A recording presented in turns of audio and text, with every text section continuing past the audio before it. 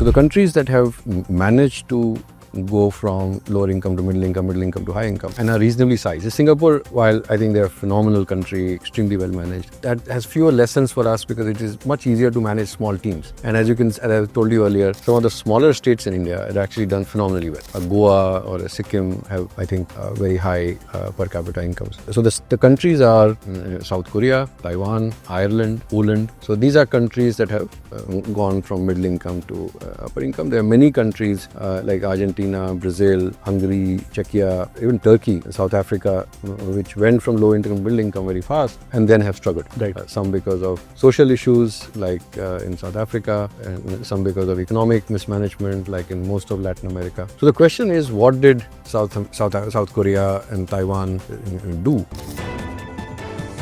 So one of the things they did was they focused on building their own product development and research ecosystems. Because if you're providing basic services, so for example, say what we do, and I think IT services industry has done wonders for India in terms of getting the dollars, in terms of lifting a large number of people out of poverty and creating a large cities and the tech ecosystem. But if you're just providing services and you're not building products, you're not doing research, a large share of the value add is not with you. So even if Microsoft is doing or Intel is developing a lot of high-end chips in India, the percentage of value add that stays in India is like cost plus. But the point is that South Korea invested heavily in joining what we call the circle of five, that the top five companies or at least the top five countries in that ecosystem. Like they dominate cars, like in the IKEA, they used to dominate shipbuilding. Now the Chinese are hitting them hard. Biotech, and of course electronics and semiconductors. So they've done phenomenally well in these, and